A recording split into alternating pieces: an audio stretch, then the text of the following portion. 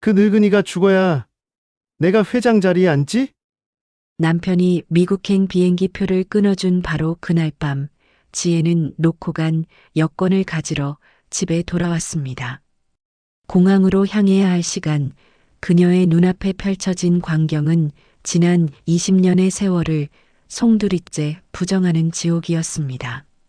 가장 사랑했던 남편과 회사의 비서가 침대 위에 있었고 그들의 입에서는 제 아버지의 죽음을 축하하는 끔찍한 대화가 흘러나왔죠. 그 한마디에 지혜의 영혼은 산산이 부서졌습니다. 과연 지혜는 20년간 쌓아온 모든 것을 잃게 될까요? 아니면 이 두 얼굴의 악마들에게 지옥보다 더 잔혹한 대가를 치르게 할 수 있을까요? 사연 시작하기 전에 구독과 좋아요 눌러주시는 모든 분들 복 많이 받으세요. 그럼 고마운 마음을 담아 사연 시작합니다. 새벽 5시 지혜는 조용히 병실 문을 열었습니다. 아버지 최 회장의 거친 숨소리가 고요한 공간을 가득 메우고 있었어요. 3년째 계속되는 간병 생활이었지만 지혜는 단 하루도 빠지지 않고 이 시간을 지켜왔습니다. 지혜가 가볍게 인사를 건네자 최 회장이 천천히 눈을 떴어요. 한때 CH건설을 일으킨 카리스마 넘치는 기업인이었지만 지금은 병마와 싸우느라 야윈 모습이었습니다. 하지만 여전히 예리한 눈빛만은 그대로였어요. 지혜는 아버지의 이마에 손을 대고 열을 확인했습니다. 다행히 어제보다는 안정적이었어요. 물수건으로 아버지의 얼굴을 조심스럽게 닦아드리며 지혜는 마음 한편으로 안도감을 느꼈습니다. 3년간 매일 반복해온 일상이었지만 아버지를 돌보는 것이 그녀에게는 가장 소중한 시간이었습니다. 그때 병실 문이 열리며 민석이 들어왔습니다. 손에는 따뜻한 죽이 담긴 보온통을 들고 있었어요. 평소처럼 정성스러운 모습이었습니다. 민석이 다정한 목소리로 아버지께 인사를 드리고 지혜에게 다가와 어깨를 부드럽게 주물렀습니다. 지혜는 남편의 배려에 감사함을 느꼈어요. 20년 결혼 생활 동안 민석은 늘 이런 식으로 자상했습니다. 특히 아버지가 아프신 이후로는 더욱 정성을 다해 주었어요. 밤새 간병하느라 지친 아내를 위해 따뜻한 음식을 준비해 오는 것도 빠뜨리지 않았습니다. 민석이 죽그릇을 준비하는 동안 지혜는 아버지를 일으켜 세웠습니다. 최 회장은 민석을 바라보며 미약하게 고개를 끄덕였어요. 겉으로는 고마워하는 듯 보였지만 지혜는 아버지 눈빛에서 묘한 경계심을 느꼈습니다. 민석이 정성스럽게 죽을 떠서 아버지 입가에 가져다 댔지만 최 회장은 고개를 돌리며 거부했습니다. 대신 지혜가 해주기를 원한다는 뜻을 전했어요. 민석의 얼굴이 순간 굳어졌어요. 하지만 금세 웃음을 지으며 숟가락을 지혜에게 건넸습니다. 아버지가 딸을 더 좋아한다며 이해한다는 말을 덧붙였죠. 지혜는 남편의 이해심에 또 한 번 고마움을 느꼈습니다. 민석이 뒤돌아서는 모습을 보며 지혜는 자신이 정말 좋은 남편을 만났다고 생각했어요. 하지만 그 순간 민석의 얼굴에 스치는 짜증스러운 표정을 최 회장만이 놓치지 않았습니다. 민석은 아무도 보지 않는다고 생각하며 입꼬리를 비틀었어요. 마치 연기를 하느라 지친 배우 같은 모습이었습니다. 최 회장은 그 모습을 지켜보며 가슴이 답답해졌어요. 3년간 지켜본 사위의 이중적인 모습이 더욱 선명해지고 있었습니다. 딸 앞에서는 완벽한 남편이지만 뒤돌아서면 전혀 다른 얼굴을 보이는 민석이었죠. 오전 8시 박 집사가 병실에 들어왔습니다. 70을 넘긴 나이에도 꼿꼿한 자세를 유지하는 그는 최 회장을 50년간 모셔온 충직한 사람이었어요. 박 집사는 지혜에게 조용히 다가가 귓속말을 했습니다. 회장님께서는 사람이 아니라 시스템을 믿으셨습니다. 의미심장한 말이었어요. 지혜는 박 집사의 말뜻을 완전히 이해하지 못했지만 왠지 모를 불안감이 스며들었습니다. 아버지와 박 집사가 주고받는 눈빛에는 그녀가 모르는 무언가가 숨겨져 있는 것 같았어요. 민석은 그런 분위기를 전혀 눈치채지 못한 채 여전히 다정한 사위 역할에 몰두하고 있었습니다. 그의 연기는 완벽했지만 최 회장의 날카로운 시선은 모든 것을 꿰뚫어 보고 있었어요. 점심시간이 되자 민석이 먼저 자리를 떴습니다. 회사 일이 있다며 정중하게 인사를 드리고 나가는 모습은 여전히 모범적인 사위였어요. 하지만 병실 문이 닫히는 순간 복도에서 들려오는 민석의 한숨 소리가 묘하게 거슬렸습니다. 지혜는 그런 세세한 변화들을 놓치고 있었어요. 남편에 대한 절대적인 신뢰 때문이었습니다. 3년간의 간병 생활 동안 민석이 보여준 헌신적인 모습만 기억하고 있었죠. 오후가 되자 최 회장의 상태가 조금 나아졌습니다. 지혜는 아버지와 조용한 대화를 나누며 평화로운 시간을 보냈어요. 하지만 아버지의 눈빛에는 여전히 무거운 그림자가 드리워져 있었습니다.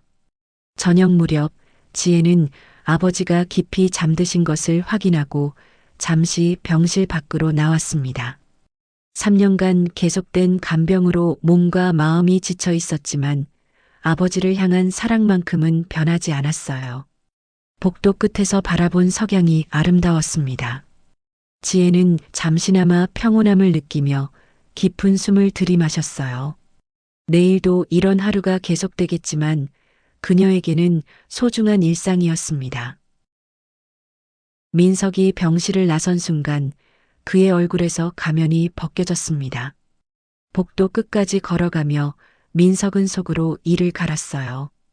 20년 동안 개처럼 일한 대가가 고작 사장 자리라니 도저히 받아들일 수 없었습니다. 엘리베이터 안에서 민석은 거울에 비친 자신의 모습을 바라봤어요. 45의 나이에도 여전히 누군가의 사위로만 취급받는 현실이 분했습니다. CH건설 부사장이라는 직함도 결국 최 회장의 사위이기 때문에 얻은 것이라는 시선들이 견딜 수 없었어요. 회사에 도착한 민석은 자신의 사무실로 향했습니다. 부사장 사무실이라고는 하지만 실제로는 최 회장의 눈치를 봐야 하는 처지였어요. 중요한 결정은 모두 회장실에서 내려오고 자신은 그저 전달하는 역할에 불과했습니다. 민석은 의자에 앉아 창밖을 바라보며 생각에 잠겼어요. 대학 졸업 후 이 회사에 입사한 것이 23년 전이었습니다. 처음 3년은 말단 사원으로 정말 열심히 일했었죠.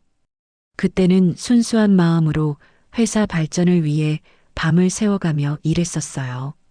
지혜와 결혼한 것은 입사 3년 차 때였습니다. 연애 결혼이었지만 주변에서는 모두 계산된 결혼이라고 수군거렸어요. 그 소리를 듣는 순간마다 민석의 가슴에는 분노가 쌓여갔습니다. 결혼 후 민석의 승진은 빨라졌어요. 하지만 그때마다 동료들의 시선은 차가워졌습니다. 능력이 아니라 사위라는 지위 때문이라는 시각이 지배적이었죠. 민석은 그런 시선들을 의식하며 더욱 열심히 일했지만 인정받기는커녕 더욱 의심만 받았습니다. 특히 지난 10년간은 정말 견디기 힘들었어요. 최 회장이 나이가 들면서 경영권 승계에 대한 이야기가 나오기 시작했을 때 모든 시선이 아들 준영에게 쏠렸습니다. 20년을 회사에 바친 자신은 안중에도 없었어요. 민석은 주먹을 꽉 쥐었습니다. 준영이 대학을 졸업하고 회사에 들어오는 순간 자신의 입지는 더욱 좁아질 것이 뻔했어요. 아무리 노력해도 혈육을 이길 수는 없다는 현실이 절망적이었습니다. 그래서 민석은 몇 년 전부터 다른 계획을 세우기 시작했어요. 최 회장이 병에 걸린 것은 오히려 기회였습니다. 회사 내부 정보에 접근하기 쉬워졌고 각종 결제 과정에서 자신의 영향력을 확대할 수 있었어요.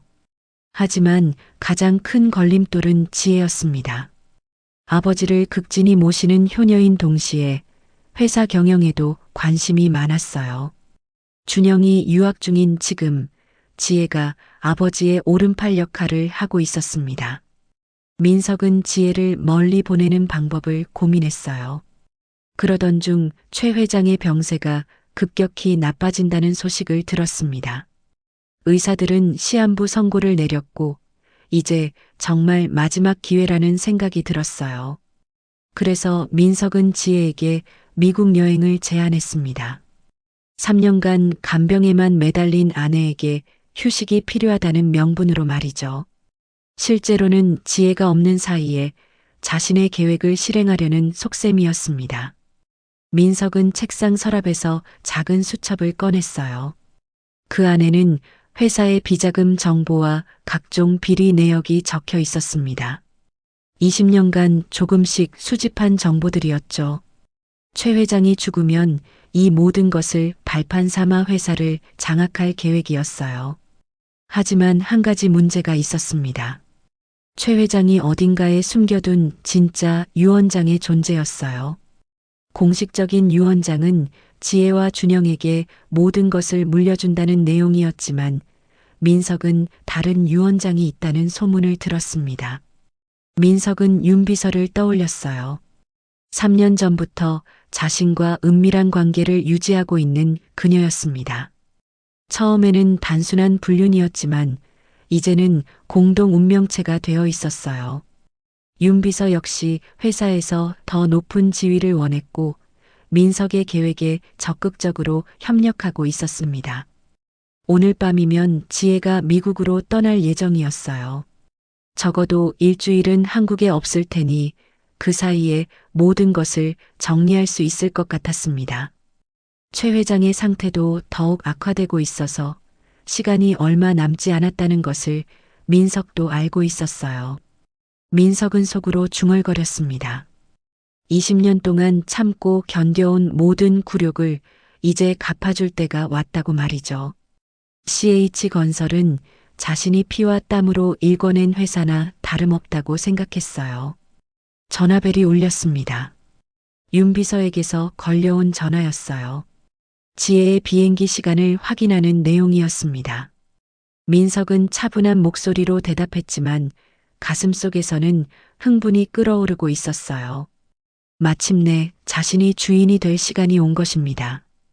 더 이상 누구의 사위도 누구의 부하도 아닌 진짜 CH건설의 회장이 될 수 있는 순간이었어요. 민석의 입꼬리에 차가운 미소가 번졌습니다. 저녁 6시 민석이 다시 병실에 나타났습니다. 손에는 정성스럽게 준비한 저녁 도시락을 들고 있었어요. 평소보다 1시간 일찍 퇴근한 것 같았습니다. 지혜는 남편의 배려에 또 한 번 감동했어요. 민석은 지혜의 옆에 앉아 도시락을 펼쳤습니다. 지혜가 좋아하는 반찬들로 정성스럽게 준비한 것이 한눈에 보였어요. 3년간 간병 생활을 하면서도 지혜의 취향을 잊지 않는 남편이 고마웠습니다. 최 회장은 민석이 지혜를 챙기는 모습을 지켜보며 복잡한 마음이었어요. 겉으로는 완벽한 사위지만 그 이면에 숨겨진 의도를 알고 있었기 때문입니다. 특히 준영을 미국으로 보낸 것도 민석의 제안이었다는 사실이 계속 마음에 걸렸어요. 3년 전 준영이 대학을 졸업할 무렵이었습니다. 당연히 회사에 입사해서 경영 수업을 받을 것이라고 모두 생각했었죠. 하지만 민석이 먼저 나서서 해외 경험이 필요하다고 주장했어요. 글로벌 시대에 맞는 인재가 되려면 외국에서 공부해야 한다는 명분이었습니다. 그때 지혜도 민석의 의견에 동의했었어요. 아들이 더 넓은 세상을 경험하는 것이 좋겠다는 생각이었죠. 최 회장은 반대했지만 결국 가족들의 뜻을 꺾을 수 없었습니다. 지금 생각해보면 민석의 계산된 행동이었을 가능성이 높았어요. 준영이 없는 사이에 회사 내에서 자신의 입지를 더욱 확고히 하려던 것 같았습니다. 실제로 준영이 떠난 후 민석의 발언권은 훨씬 커졌어요. 민석은 지혜가 식사를 마치자 조심스럽게 말을 꺼냈습니다. 3년간 고생한 아내에게 휴식이 필요하다고 생각한다는 이야기였어요. 아버지 간병으로 지친 몸과 마음을 달래려면 환경을 바꿔보는 것이 좋겠다고 했습니다. 지혜는 민석의 제안에 당황했어요. 아버지를 두고 어떻게 여행을 갈 수 있겠냐고 반문했습니다. 하지만 민석은 이미 간병인을 추가로 고용해 두었다고 말했어요. 며칠 정도는 충분히 감당할 수 있다는 확신에 찬 목소리였습니다. 지혜는 망설였어요. 정말로 몸도 마음도 지쳐 있었거든요. 3년간 제대로 된 휴식을 취한 적이 없었습니다. 하지만 아버지를 두고 떠난다는 것이 마음에 걸렸어요. 최 회장은 그런 딸의 마음을 알아챘습니다. 가만히 지혜의 손을 잡고 고개를 끄덕였어요.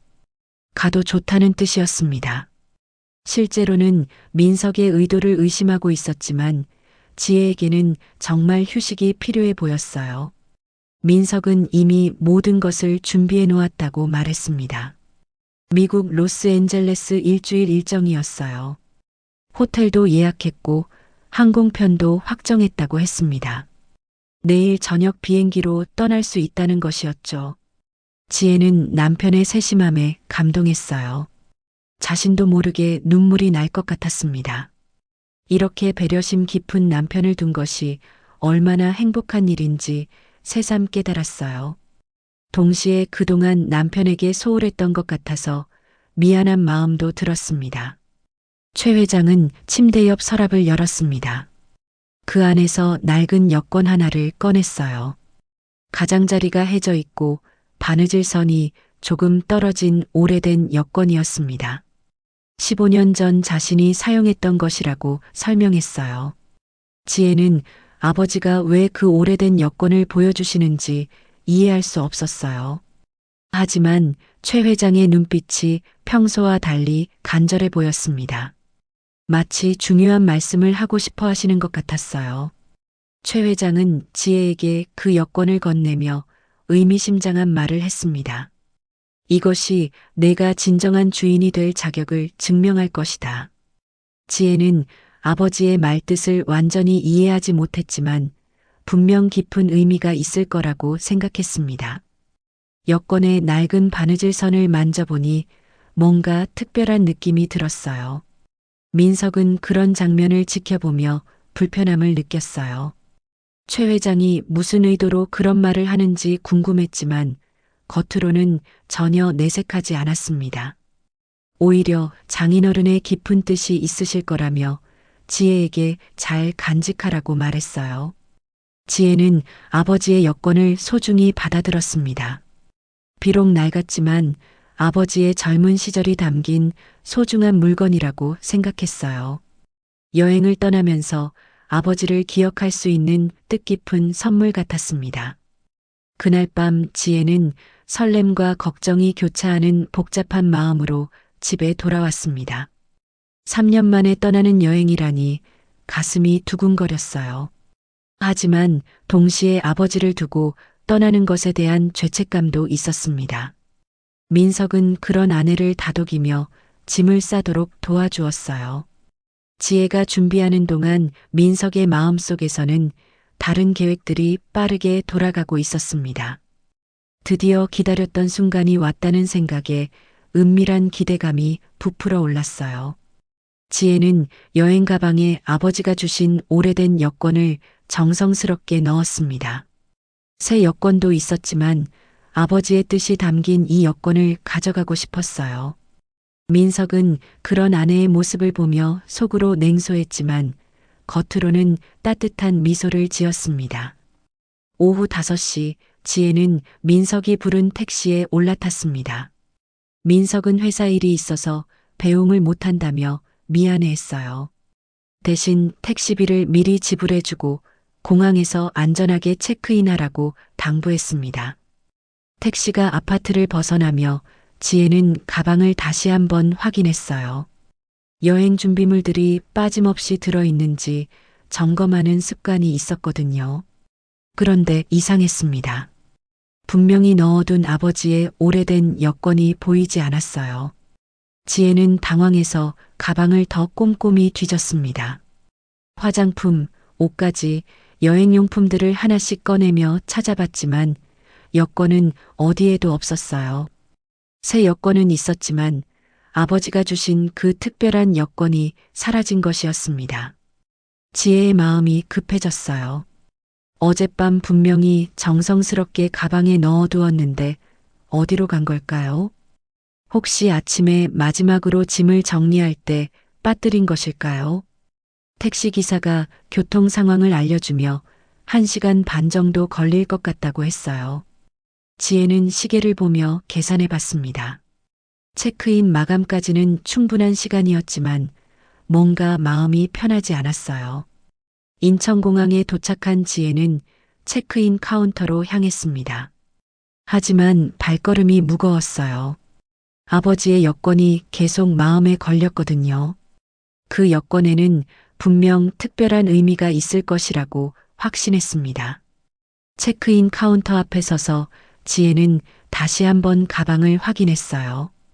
혹시나 하는 마음에 구석구석 찾아봤지만 역시 아버지의 여권은 없었습니다. 지혜의 얼굴이 하얗게 질렸어요. 지혜는 아버지의 말씀을 떠올렸습니다. 준영에게 꼭 전해주라고 하셨던 그 간절한 눈빛이 잊혀지지 않았어요.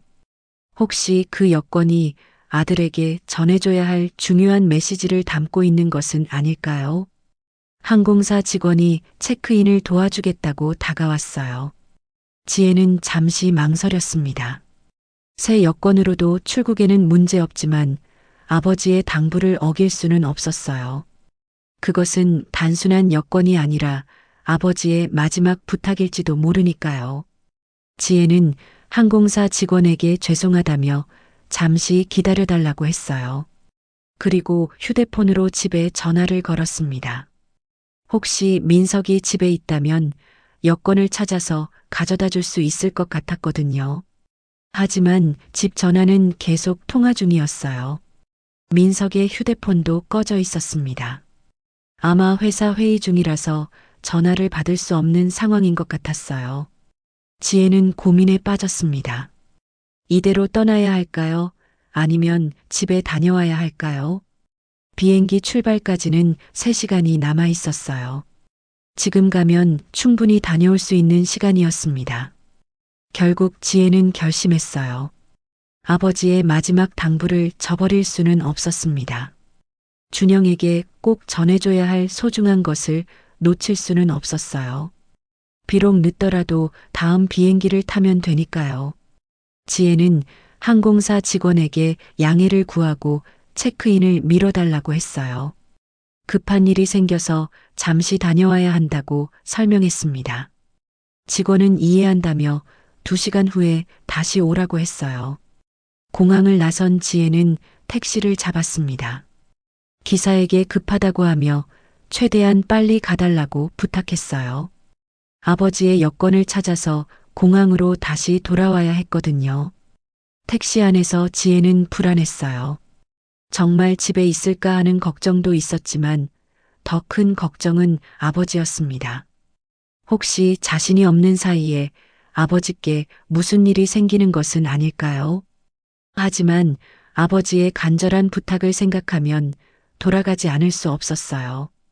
그 여권에는 분명 준영이 알아야 할 중요한 비밀이 숨겨져 있을 것이라는 확신이 들었습니다. 택시가 고속도로를 달리는 동안 지혜는 창밖을 바라보며 생각에 잠겼습니다. 20년 결혼 생활 동안 민석은 정말 믿음직한 남편이었어요. 특히 아버지가 아프신 후로는 더욱 헌신적으로 도와주었습니다. 지혜는 민석과 처음 만났던 순간을 떠올렸어요. 대학 졸업 후 회사에 입사한 신입사원이었던 그가 얼마나 성실하고 진실했는지 기억났습니다. 연애할 때도 항상 솔직했고 지혜의 말을 끝까지 들어주는 배려심 많은 사람이었어요. 결혼 후에도 민석은 변하지 않았습니다. 아침마다 지혜를 위해 커피를 끓여주고 퇴근길에는 항상 지혜가 좋아하는 간식을 사와 주었어요. 회사에서 승진할 때마다 지혜에게 가장 먼저 기쁜 소식을 전해주던 모습이 떠올랐습니다. 특히 아버지가 쓰러지신 후 민석의 모습은 정말 감동적이었어요. 매일 병원에 들러서 안부를 묻고 간병에 지친 지혜를 위해 맛있는 음식을 가져와 주었습니다. 때로는 지혜 대신 아버지를 돌봐주기도 했어요. 하지만 왜 갑자기 이런 불안감이 드는 걸까요? 지혜는 자신도 모르게 가슴이 답답해지는 것을 느꼈습니다. 아마도 3년간의 간병 스트레스 때문일 거라고 스스로를 달랬어요. 지혜는 핸드폰을 꺼내 병원 번호를 눌렀습니다. 간병인 이모에게 아버지 상태를 확인하고 싶었어요.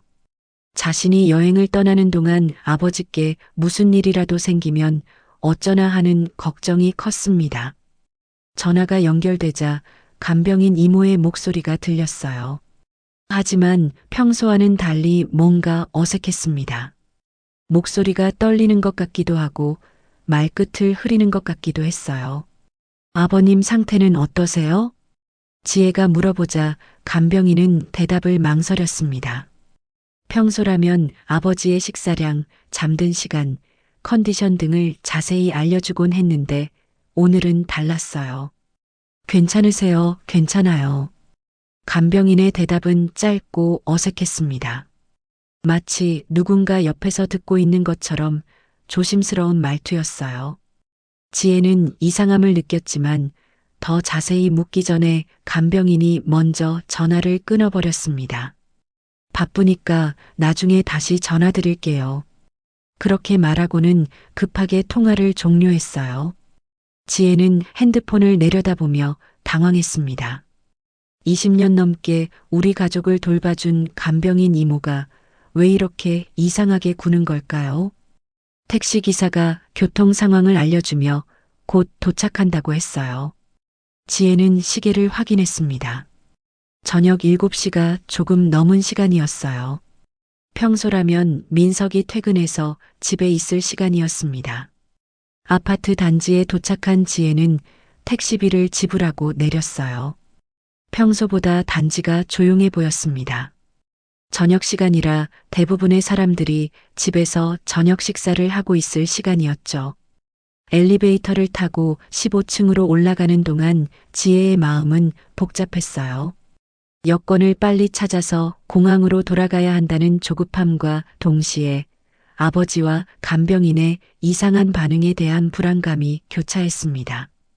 15층에 도착해서 복도를 걸어가는데 지혜는 발걸음을 멈췄어요. 우리 집 현관 앞에 민석의 구두가 놓여 있었거든요. 평소 같으면 당연한 일이지만 오늘따라 뭔가 이상한 기분이 들었습니다. 지혜는 현관문 앞에 서서 망설였어요. 민석이 집에 있다면 왜 전화를 받지 않았을까요? 회사에 있다고 했는데 벌써 퇴근한 건가요? 아니면 처음부터 집에 있었던 건가요? 문득 간병인의 이상한 반응이 떠올랐습니다. 마치 누군가 옆에서 감시하고 있는 듯한 조심스러운 말투였어요. 혹시 민석이 병원에 가 있는 건 아닐까요? 그렇다면 왜 지혜에게 말하지 않았을까요? 지혜는 현관키를 꺼내며 다시 한번 망설였습니다. 평소라면 그냥 문을 열고 들어갔을 텐데 오늘따라 조심스러운 마음이 들었어요. 본능적으로 뭔가 잘못되었다는 느낌이 들었습니다. 지혜는 조용히 키를 돌렸어요. 현관문이 소리 없이 열렸습니다. 평소와 달리 집안이 고요했어요. 거실에 불이 켜져 있었지만 민석의 목소리는 들리지 않았습니다. 현관에서 신발을 벗으며 지혜는 귀를 기울였어요. 어디선가 희미한 소리가 들리는 것 같았지만 정확히 무슨 소리인지 알 수 없었습니다. 텔레비전 소리일 수도 있고 민석이 전화 통화를 하는 소리일 수도 있었어요. 지혜는 가방을 현관에 내려놓고 조심스럽게 거실로 향했습니다. 평소 같으면 큰 소리로 인사를 했겠지만 오늘은 왜인지 그럴 수가 없었어요. 마치 누군가를 깜짝 놀라게 할까봐 걱정하는 것 같았습니다. 거실을 지나 복도로 향하는데 지혜는 이상한 냄새를 맡았어요. 평소에 맡아보지 못했던 향수 냄새였습니다. 지혜가 사용하는 향수와는 전혀 다른 진한 향이었어요. 지혜의 심장이 빠르게 뛰기 시작했습니다. 왜 우리 집에서 낯선 향수 냄새가 날까요? 혹시 민석이 선물로 사온 향수일까요? 아니면 청소업체에서 사용한 방향제일까요? 하지만 직감적으로 뭔가 잘못되었다는 느낌이 강해졌어요. 지혜는 복도 벽에 등을 기대고 깊게 숨을 들이마셨습니다. 20년간 쌓아온 민석에 대한 신뢰와 지금 느끼는 불안감 사이에서 혼란스러웠어요. 안방에서 희미한 소리가 들려왔습니다. 누군가가 대화하는 소리 같았어요. 민석의 목소리도 들리는 것 같았지만 다른 목소리도 섞여 있는 것 같았습니다. 여자 목소리 같기도 했어요. 지혜는 온몸에 소름이 돋는 것을 느꼈습니다. 혹시 하는 마음에 안방 쪽으로 한 걸음씩 조심스럽게 다가갔어요. 발소리가 나지 않도록 최대한 조심하며 걸었습니다. 지혜는 안방 문 앞에 도달했습니다. 문이 살짝 열려 있어서 안쪽 상황이 희미하게 보였어요. 그 순간 지혜의 온몸이 얼어붙었습니다. 침대 위에서 민석과 낯선 여자가 포옹하고 있는 모습이 눈에 들어왔거든요. 지혜는 숨을 죽이고 문틈 사이로 더 자세히 들여다봤어요. 여자는 회사 윤비서였습니다. 30대 초반의 늘씬한 몸매에 단정한 인상을 가진 그녀였어요. 평소 회사 행사에서 몇 번 본 적이 있었는데 항상 예의 바르고 차분한 모습이었습니다. 하지만 지금 윤 비서의 모습은 완전히 달랐어요. 머리는 흐트러져 있었고 화장도 번져 있었습니다. 민석의 가슴에 얼굴을 묻고 끈적한 목소리로 무언가를 속삭이고 있었어요. 지혜의 다리에서 힘이 빠졌습니다. 20년간 믿어왔던 모든 것이 한순간에 무너지는 느낌이었어요. 가슴이 터질 것처럼 아팠지만 동시에 머리는 이상하게 차가워졌습니다. 민석이 윤 비서의 머리를 쓰다듬으며 시계를 확인했어요. 지혜는 그의 입술 움직임을 보며 내용을 파악했습니다. 비행기 출발까지 2시간 반 정도 남았다는 이야기였어요. 그 전에 모든 걸 정리해야 한다고 말하고 있었습니다. 윤 비서가 민석을 올려다보며 걱정스러운 표정을 지었어요. 정말 계획대로 될지 의문스럽다는 듯한 표정이었습니다. 회장님이 돌아가시면 지혜가 모든 걸 물려받을 텐데 어떻게 할 거냐는 눈빛으로 바라보고 있었어요. 민석의 얼굴에 차가운 미소가 번졌습니다. 지혜가 지금까지 본 적 없는 무서운 표정이었어요. 그는 자신이 20년 동안 개처럼 일했지만 고작 사장 자리밖에 받지 못했다며 분노에 찬 목소리로 말했습니다. 이 회사는 내 거야. 20년 동안 참았는데 이제 더는 기다릴 수 없어. 지혜는 온몸이 떨리는 것을 느꼈어요. 민석의 목소리에서 20년간 숨겨져 있던 분노와 야망이 적나라하게 드러나고 있었습니다.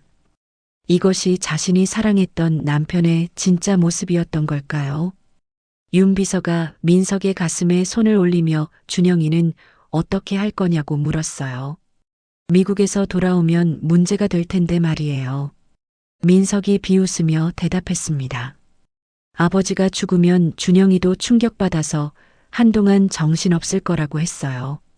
그 사이에 자신이 회사를 완전히 장악하면 된다는 것이었습니다. 게다가 지혜는 일주일 동안 미국에 있을 거라고 덧붙였어요. 지혜는 귀를 의심했어요. 민석이 아버지의 죽음을 기다리고 있다는 말인가요? 그것도 자신이 없는 사이에 회사를 빼앗기 위해서 말이에요. 윤 비서가 걱정스러운 목소리로 유 원장은 어떻게 할 거냐고 물었습니다. 회장님이 모든 걸 지혜와 준영이에게 물려준다고 했잖냐며 불안해했어요. 민석이 서랍에서 서류 뭉치를 꺼내며 이미 가짜 유언장을 준비해뒀다고 말했어요. 박 집사만 설득하면 된다고 했습니다. 그 늙은이도 결국 돈 앞에서는 굴복할 거라며 자신만만하게 웃었어요. 지혜는 더 이상 서 있을 수가 없었어요. 벽에 기대고 간신히 균형을 잡았습니다. 민석이 아버지의 재산을 빼앗기 위해 이렇게 치밀하게 계획을 세웠다니 믿을 수가 없었어요. 그때 민석이 더욱 충격적인 말을 했습니다. 사실 회장님 약도 자신이 바꿔치기 했다는 것이었어요. 원래라면 벌써 회복하셨을 텐데 독이 든 약을 먹이니까 계속 악화되고 있다고 말했습니다. 윤 비서가 놀란 목소리로 그럼 회장님을 일부러 더 아프게 만든 거냐고 물었어요. 그렇지. 빨리 죽어야 내 계획이 성공하거든. 지혜는 충격으로 인해 호흡이 가빠졌어요. 민석이 아버지를 독살하고 있었다니 이보다 더 끔찍한 일이 또 있을까요? 3년간 아버지를 헌신적으로 돌보는 척하면서 실제로는 죽음으로 몰아가고 있었던 것입니다. 지혜는 조용히 핸드폰을 꺼냈어요. 이 모든 대화를 녹음해야 한다는 생각이 들었습니다. 준영이와 박 집사에게 보여줄 증거가 필요했어요. 손이 너무 떨려서 녹음 버튼을 누르는 것도 힘들었습니다. 녹음을 시작하자마자 민석과 윤 비서의 대화가 더욱 구체적으로 들려왔어요. 오늘 밤중에 회장님이 돌아가시면 내일 아침에 지혜한테 연락할 거라고 했습니다. 급하게 돌아오라고 하면서 그동안 자신이 장례식 준비를 다 해놓을 거라고 말했어요. 윤 비서가 고개를 끄덕이며 그럼 지혜가 돌아올 때까지 일주일 정도 시간이 있다고 했어요. 그 사이에 모든 걸 정리하면 되겠다며 안도하는 표정을 지었습니다. 민석이 만족스럽게 웃으며 윤 비서를 끌어안았어요. 일주일이면 충분하다고 했습니다. 회사 서류도 다 바꿔놓고 임원들도 자신의 편으로 만들어 놓을 거라고 말했어요. 지혜가 돌아와도 이미 모든 게 끝난 후일 거라고 덧붙였습니다. 지혜는 녹음을 계속하면서도 온몸이 떨렸어요. 민석의 치밀한 계획이 얼마나 오랫동안 준비된 것인지 알 수 있었습니다. 20년간 쌓아온 신뢰가 모두 거짓이었다는 사실이 가슴을 찢어 놓았어요. 몇 분간 더 녹음을 한 후 지혜는 조용히 현관으로 향했습니다. 더 이상 이 집에 있을 수가 없었어요. 밖으로 나가서 정신을 차리고 다음 계획을 세워야 했습니다. 현관에서 신발을 신고 문을 열려는 순간 지혜의 핸드폰이 울렸습니다. 병원에서 걸려온 전화였어요. 간병인이 아닌 의사 선생님 번호였습니다. 지혜는 급하게 집을 나와 복도에서 전화를 받았어요. 안방에서 나오는 소리 때문에 통화 내용이 들릴까봐 걱정됐거든요. 지혜 씨인가요? 빨리 병원으로 오세요. 회장님이 위급하세요. 의사의 급박한 목소리가 들렸어요. 지혜는 온몸에서 피가 빠지는 것을 느꼈습니다. 지금 어떤 상황인가요? 지혜가 떨리는 목소리로 물어보자 의사가 침통한 목소리로 대답했습니다. 죄송합니다. 회장님께서 방금 전에 돌아가셨습니다. 지혜의 머릿속이 하얗게 변했어요. 핸드폰이 손에서 떨어질 뻔했습니다. 아버지가 돌아가셨다니 그것도 민석이 독을 먹인 직후의 말이에요. 지혜는 복도 벽에 기대서서 눈물을 참았어요. 집안에서는 민석과 윤 비서가 계속 대화를 나누고 있을 것입니다. 아직 아버지의 죽음을 모르는 상황이었어요. 지혜는 증오와 슬픔이 동시에 폭발하는 것을 느꼈습니다.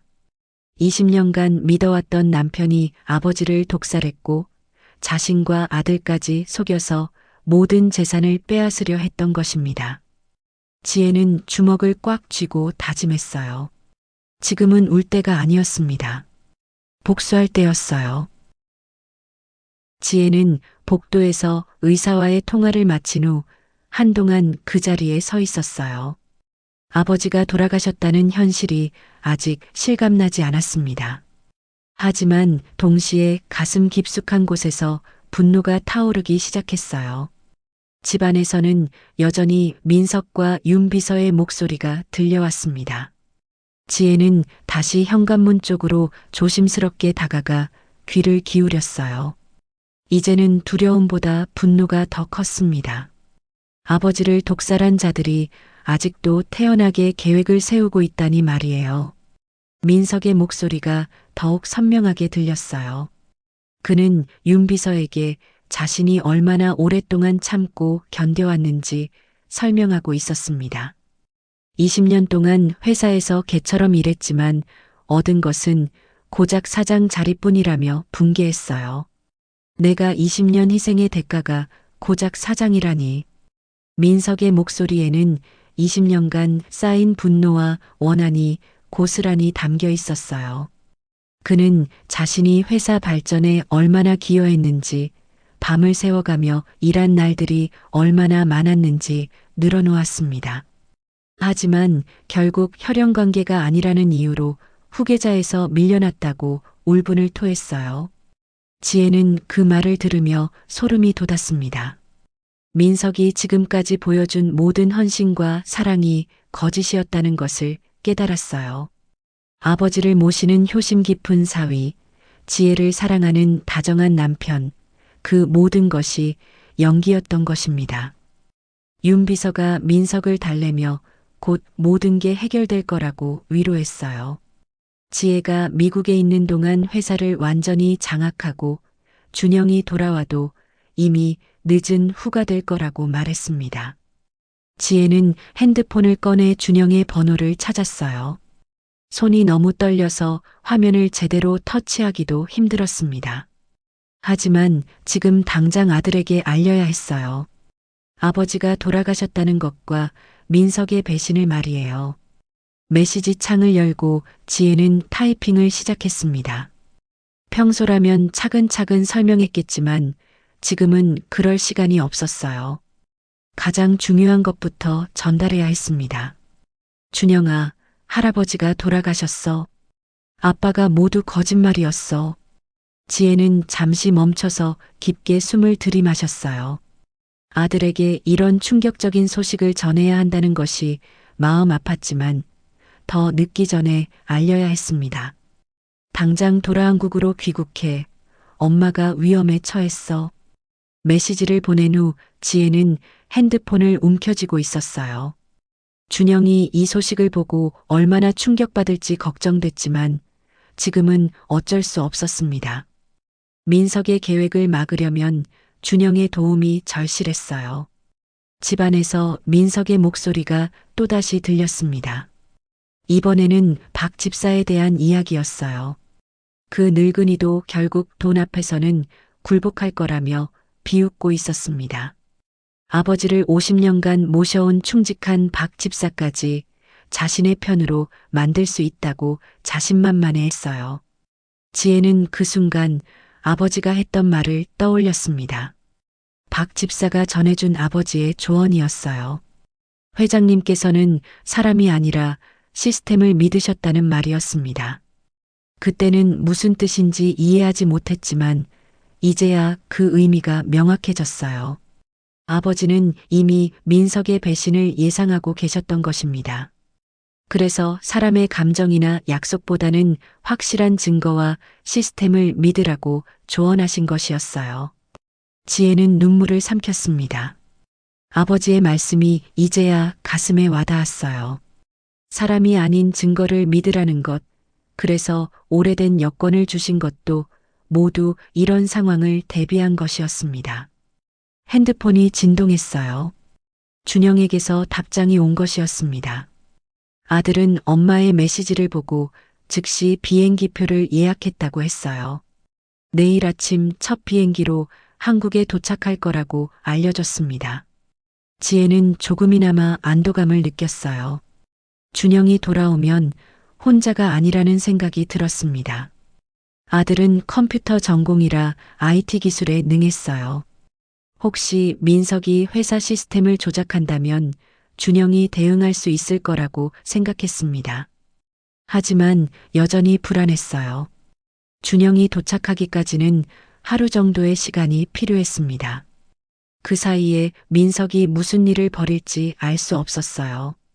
이미 아버지의 죽음 소식도 모르는 상황에서 자신만만하게 계획을 세우고 있었으니까요.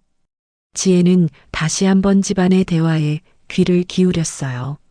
민석과 윤비서는 내일 아침 일찍 병원에 가서 아버지의 사망 소식을 확인한 후 즉시 장례 준비를 시작할 계획이라고 했습니다. 그리고 지혜에게는 미국에서 급하게 연락을 취해 돌아오라고 할 예정이었어요. 하지만 지혜는 이미 모든 것을 알고 있었습니다.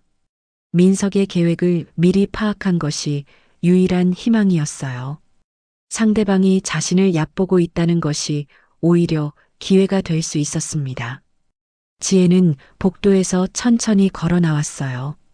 엘리베이터를 타고 로비로 내려가면서 머릿속으로 계획을 세웠습니다. 우선 박 집사를 만나서 아버지의 진짜 유언장이 어디에 있는지 확인해야 했어요. 그리고 신뢰할 수 있는 변호사를 찾아서 법적 대응을 준비해야 했습니다. 아파트를 나서면서 지혜는 하늘을 올려다봤어요.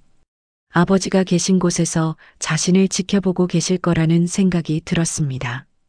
20년간 쌓아온 모든 것이 무너졌지만 이제는 진짜 싸움이 시작되는 것이었어요. 지혜는 주먹을 꽉 쥐고 다짐했습니다. 아버지를 독살하고 회사를 빼앗으려는 민석의 음모를 반드시 막아내겠다고 말이에요. 이제는 더 이상 순진한 아내가 아니었습니다. 아버지의 딸이자 회사의 진정한 후계자로서 싸울 때가 온 것입니다. 다음 날 오전 10시 지혜는 인천공항 도착 게이트에서 준영을 기다리고 있었어요.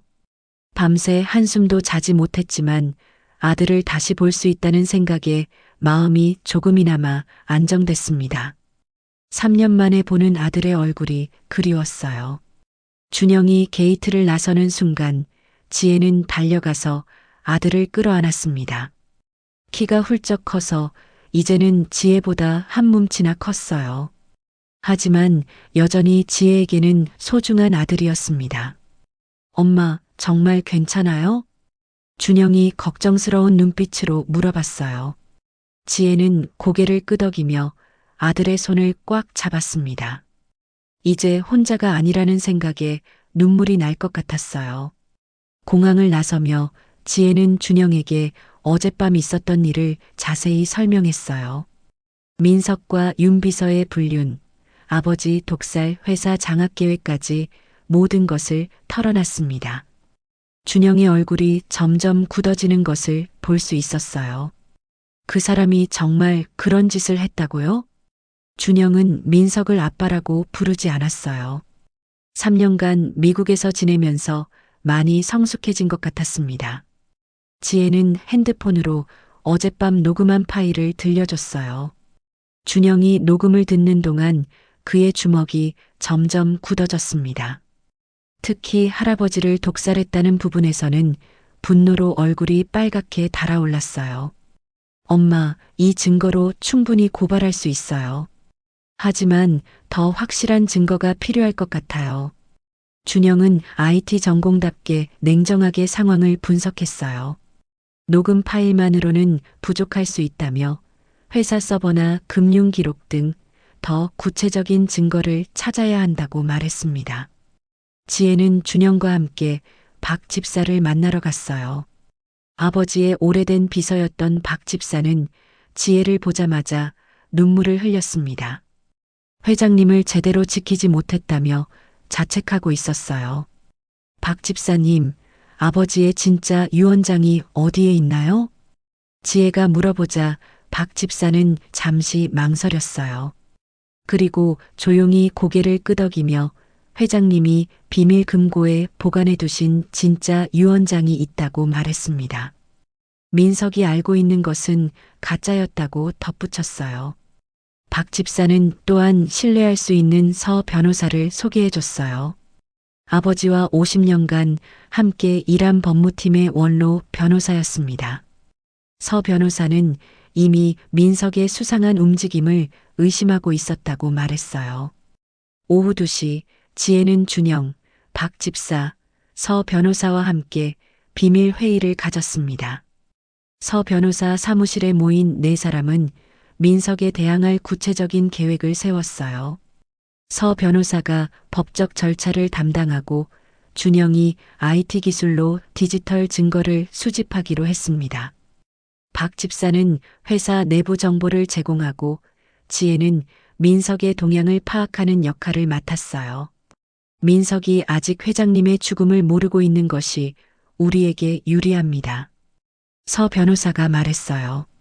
민석이 자신의 계획대로 움직일 것이기 때문에 그 틈을 노려서 증거를 수집할 수 있다는 것이었습니다. 하지만 그 순간 지혜의 핸드폰이 울렸어요. 민석에게서 걸려온 전화였습니다. 지혜는 긴장하며 전화를 받았어요. 여보, 지금 어디야? 아버님이 위급하다는 연락이 왔어.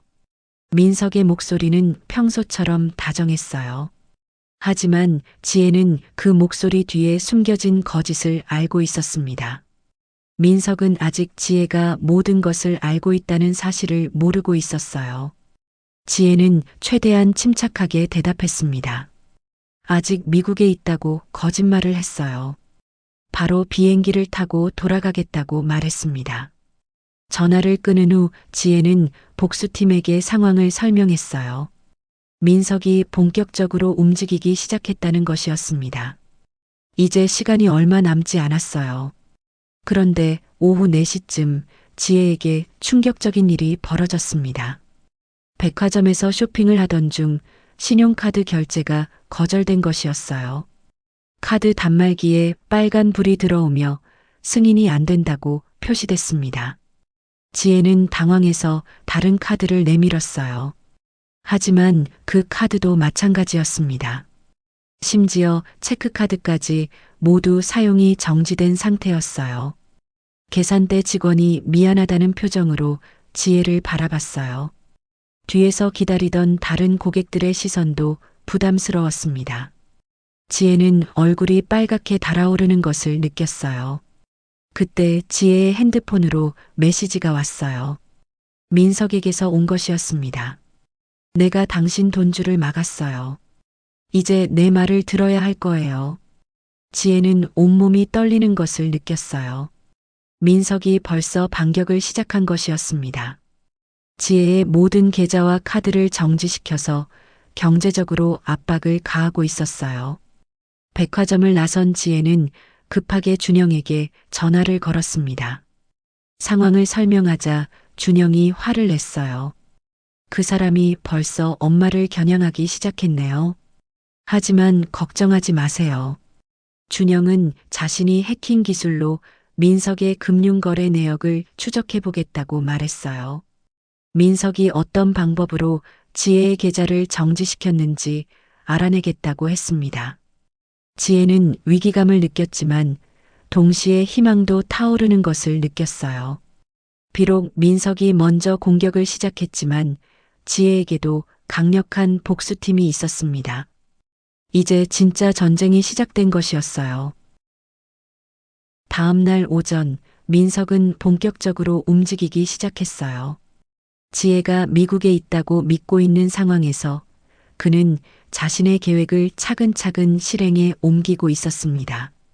첫 번째 목표는 회사 내부의 모든 증거를 인멸하는 것이었어요. 민석은 회사 IT 부서 직원들을 모두 집에 보내버렸습니다. 긴급 점검이 필요하다며 오늘 하루 출근하지 말라고 지시했어요. 그리고 윤 비서와 함께 서버실로 향했습니다. 서버실에 들어선 민석은 냉소적인 미소를 지었어요. 이곳에는 그가 3년간 조작해온 모든 기록들이 저장되어 있었습니다. 아버지의 약을 바꿔치기한 기록, 가짜 의료진과의 거래 내역, 해외 차명 계좌 정보까지 말이에요. 윤 비서가 컴퓨터 앞에 앉아 삭제 작업을 시작했어요. 그녀도 IT에 능숙한 편이어서 어떤 파일들을 지워야 하는지 정확히 알고 있었습니다. 민석은 그런 그녀를 만족스럽게 바라봤어요. 이것만 지우면 누구도 우리를 건드릴 수 없어. 민석이 자신만만하게 말했어요. 디지털 시대에는 증거가 없으면 아무것도 증명할 수 없다는 것을 잘 알고 있었습니다. 설사 지혜가 의심한다 해도 확실한 증거가 없으면 법적으로 대응하기 어려울 거라고 생각했어요.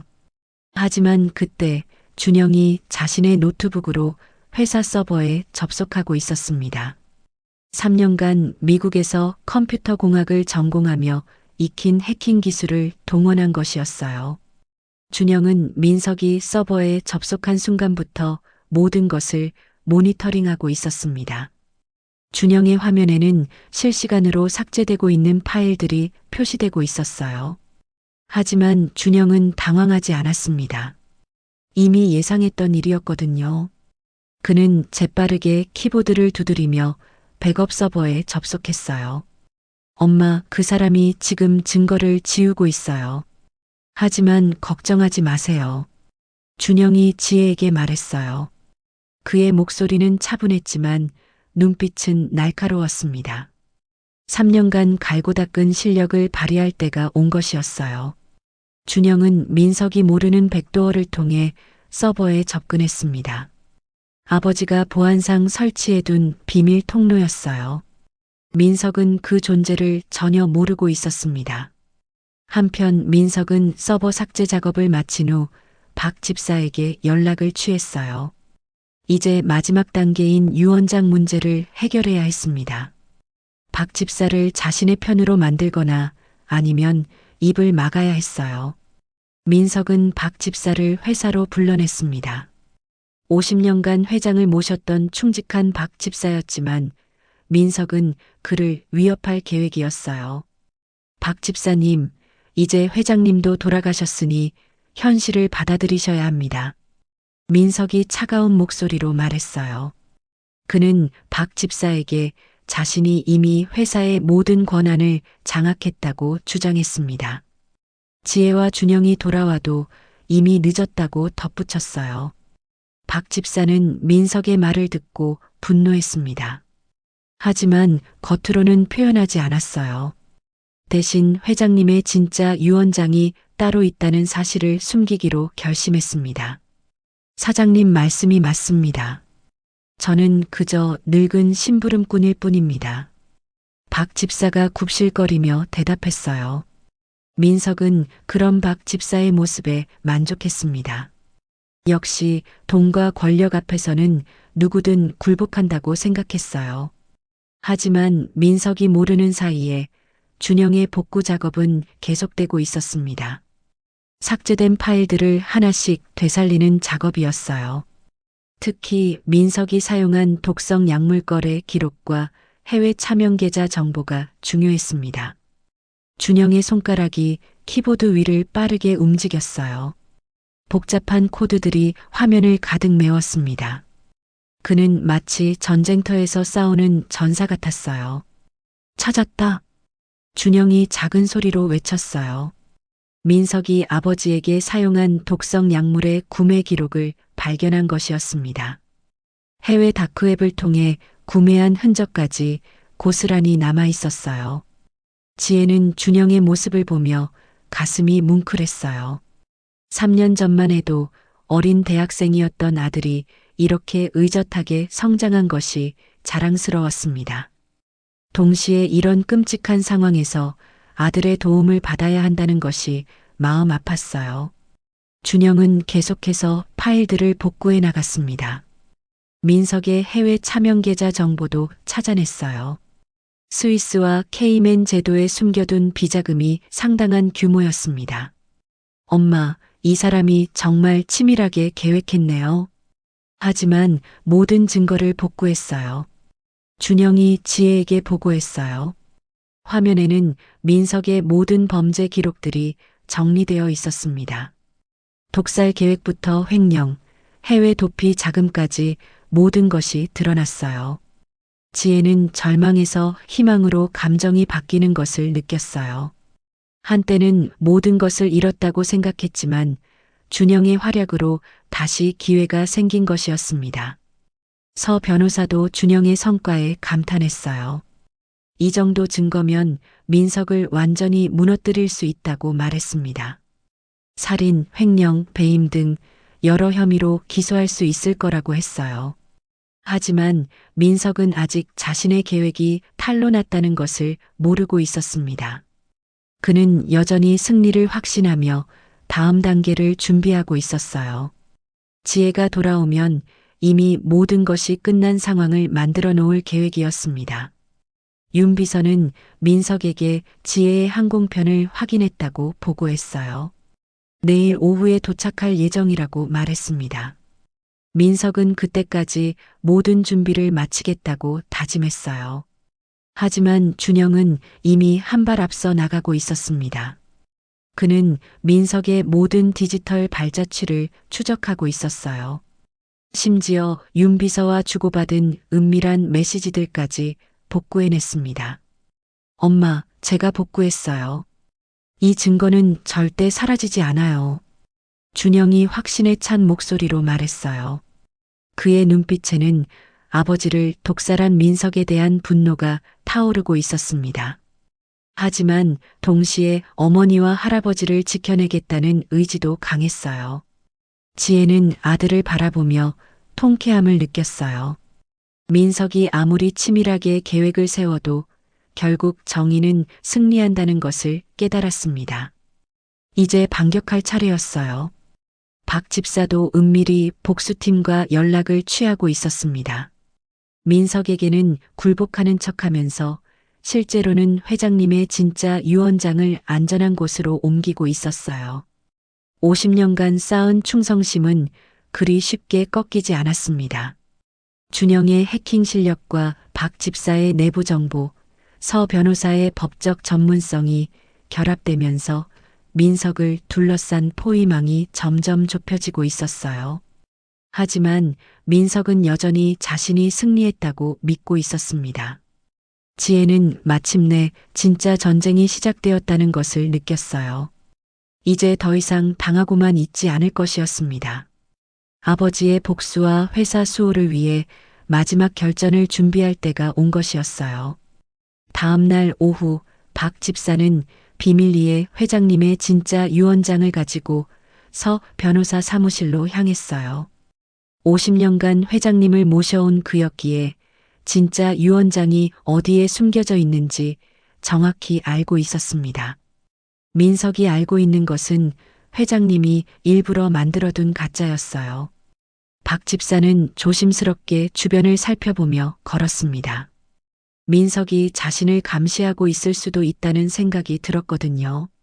실제로 민석은 윤 비서를 통해 박 집사의 움직임을 추적하고 있었어요.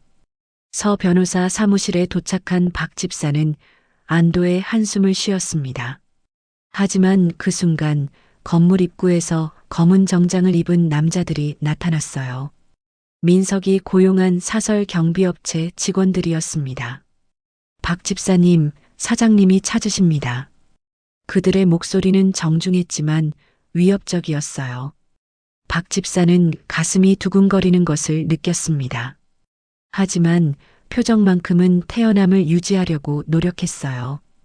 박 집사는 엘리베이터를 타고 올라가던 중 재빠르게 유언장을 자신의 재킷 안주머니에 숨겼습니다. 하지만 그들 중 한 명이 그 동작을 놓치지 않았어요. 서 변호사 사무실 앞에 도착하자 남자들이 박 집사를 에워쌌습니다. 그들은 박 집사가 무엇을 가지고 있는지 확인하겠다며 몸수색을 시작했어요. 이게 뭔가요?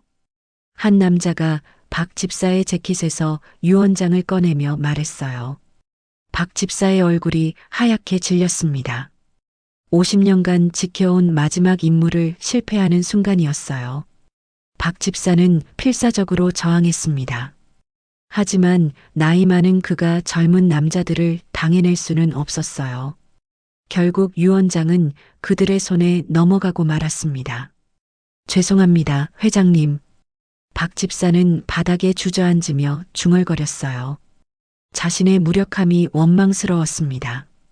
회장님의 마지막 뜻을 지켜내지 못했다는 죄책감이 밀려왔어요. 한편 지혜는 준영과 함께 서 변호사 사무실로 가고 있었습니다. 박 집사와 만나기로 약속한 시간이었거든요. 하지만 건물 앞에 도착했을 때 이상한 분위기를 감지했어요. 지혜와 준영이 엘리베이터를 타고 올라가자 복도에서 박 집사가 풀이 죽은 채 앉아 있는 모습이 보였습니다. 그의 옆에는 민석의 부하들이 서 있었어요. 박 집사님, 무슨 일이에요? 지혜가 급하게 다가가며 물어봤어요. 박 집사는 지혜를 보자 눈물을 흘렸습니다. 유 원장을 빼앗겼다는 사실을 털어놨어요. 준영이 분노에 찬 목소리로 말했습니다. 그 사람들이 강제로 빼앗아간 거예요? 박 집사가 고개를 끄덕였어요. 민석의 부하들은 이미 유 원장을 가지고 사라진 후였습니다. 아마 민석에게 전달하러 갔을 것이었어요. 지혜는 절망에 빠졌습니다.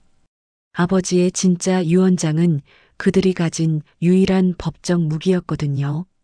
그것마저 잃어버리면 민석의 회사 장악을 막을 방법이 없어졌어요. 서 변호사가 나타나서 상황을 파악한 후 심각한 표정을 지었습니다. 유 원장 없이는 법정에서 승산이 없다고 말했어요. 녹음 파일과 IT 증거만으로는 부족할 수 있다고 했습니다. 그럼 우리가 완전히 진 건가요? 지혜가 절망적인 목소리로 물어봤어요. 이제 정말 모든 것을 잃은 것 같았습니다. 아버지의 회사도 가족의 명예도 모든 것이 민석의 손에 넘어가는 것 같았어요. 준영도 좌절감을 감추지 못했습니다. 아무리 IT 기술이 뛰어나도 법적 근거가 없으면 의미가 없었어요. 민석이 한 수 위였다는 것을 인정해야 했습니다. 박 집사는 자책하며 계속 사과했어요. 회장님을 제대로 보호하지 못했을 뿐만 아니라 마지막 희망마저 잃게 만들었다고 생각했습니다. 지혜는 벽에 기대서서 눈을 감았어요. 지난 며칠간의 일들이 주마등처럼 스쳐 지나갔습니다. 아버지의 사망, 민석의 배신, 그리고 지금의 절망적인 상황까지 말이에요. 아버지, 제가 지켜드리지 못했어요. 지혜가 작은 목소리로 중얼거렸어요. 아버지가 그토록 소중히 여겼던 회사를 민석에게 빼앗기게 될 것 같았습니다. 20년간 쌓아온 모든 것이 수포로 돌아가는 것 같았어요. 준영이 어머니 곁으로 다가와 어깨에 손을 올렸습니다. 자신도 좌절스럽지만 어머니를 위로해야 한다고 생각했어요. 하지만 무슨 말을 해야 할지 모르겠었습니다. 서 변호사는 최후의 방법을 찾아보겠다고 말했지만 그의 표정도 어두웠어요. 법적으로는 민석이 거의 완벽하게 승리한 상황이었습니다. 밖에서는 민석이 승리를 확신하며 다음 단계를 준비하고 있었을 거예요. 내일이면 정식으로 회장직을 승계할 예정이었습니다. 지혜와 준영이 돌아와도 이미 모든 것이 끝난 후일 것이었어요. 지혜는 바닥에 주저앉고 싶었지만 마지막 자존심으로 버텼습니다. 하지만 마음속으로는 모든 것이 끝났다고 생각했어요. 민석의 완벽한 승리였습니다. 그 순간 지혜의 가슴 속에서 아버지가 주셨던 오래된 여권이 떠올랐습니다. 아직 그 안에 무엇이 들어있는지 제대로 확인하지 못했었어요. 혹시나 하는 마지막 희망이었습니다. 그날 밤 지혜는 홀로 아파트에 돌아왔어요. 준영은 서 변호사와 함께 마지막 법적 방안을 찾아보겠다며 사무실에 남았습니다. 하지만 지혜는 이미 모든 희망을 잃은 상태였어요. 거실 소파에 앉은 지혜는 텅 빈 집을 둘러봤습니다. 20년간 행복한 가정이라고 믿었던 이곳이 이제는 거짓과 배신으로 가득한 공간으로 느껴졌어요. 민석과 함께 찍은 가족 사진들이 벽에 걸려 있었지만 이제는 보기조차 싫었습니다. 지혜는 침실로 들어가 옷장을 열었어요. 여행용 가방이 그대로 놓여 있었습니다. 그때가 엊그제 같은데 벌써 며칠이 지났어요. 그 짧은 시간 동안 인생이 완전히 뒤바뀐 것이었습니다. 가방 안에서 아버지가 주셨던 오래된 여권을 꺼냈어요.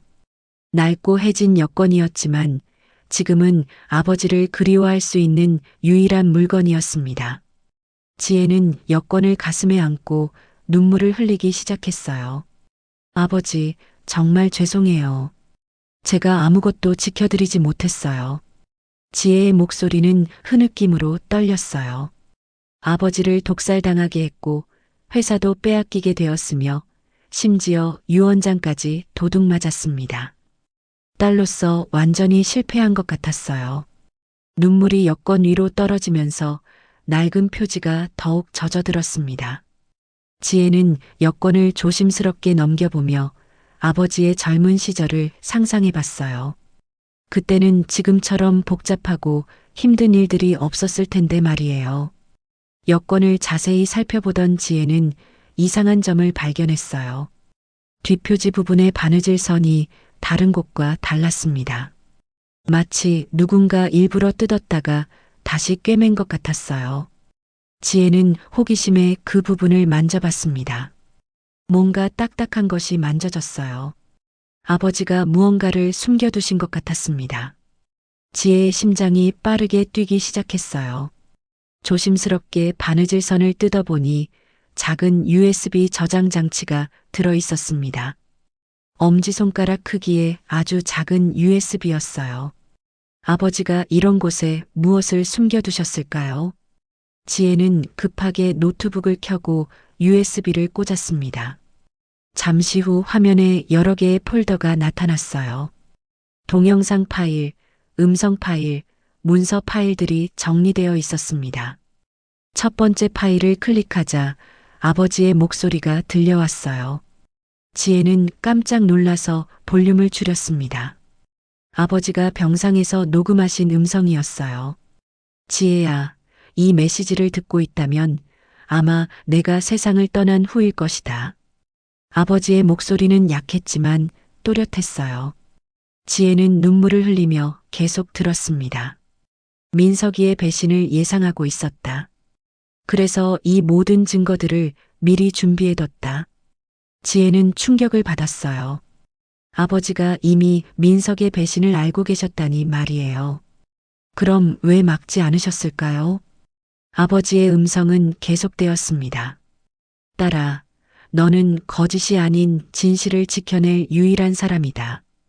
이 회사의 주인은 너다. 지혜의 가슴이 뭉클해졌어요. 아버지는 끝까지 자신을 믿어주고 계셨던 것입니다. 다음 폴더를 열어보니 민석의 모든 범죄 증거들이 들어 있었어요. 독살 계획부터 횡령, 해외 도피 자금까지 모든 것이 상세히 기록되어 있었습니다. 심지어 민석과 윤 비서의 불륜 증거까지 있었어요. 또 다른 폴더에는 진짜 유언장의 원본이 들어 있었습니다. 박 집사가 가져간 것은 사본이었고 진짜 원본은 여기에 안전하게 보관되어 있었던 것이에요.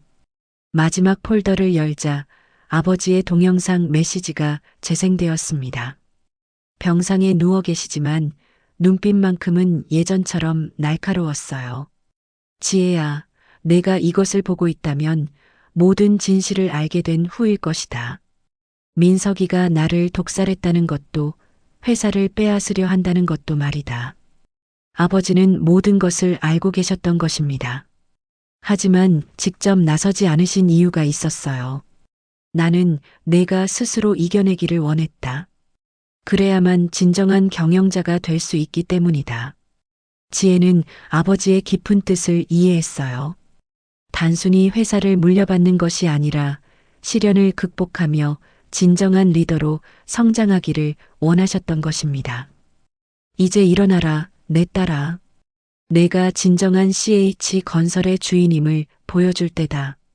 동영상이 끝나자 지혜는 눈물을 닦고 일어났어요. 절망에서 벗어나 다시 희망을 품게 되었습니다.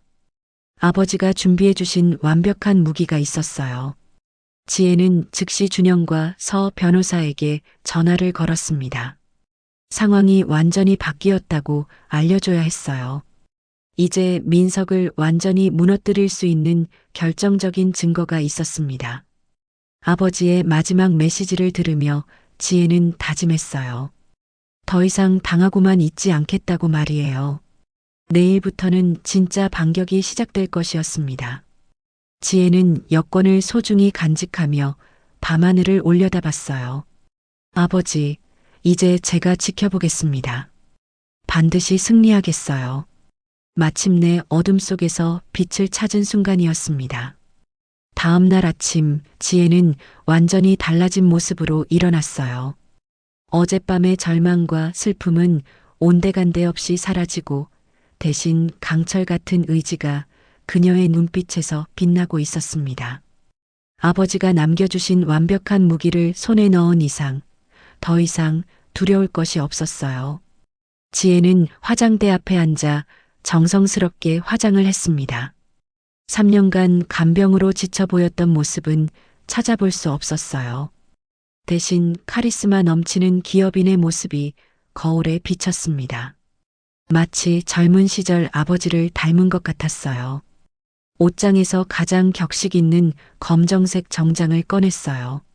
아버지의 장례식 때 입으려고 준비해둔 옷이었지만 이제는 민석에 대한 최후의 선전포고를 위한 전투복이 되었습니다. 하이힐까지 신으니 평소보다 훨씬 당당하고 위험 있어 보였어요. 준영과 서 변호사는 새벽부터 지혜의 연락을 받고 급하게 모였습니다. USB에 들어있던 자료들을 보고 모두 놀라움을 감추지 못했어요.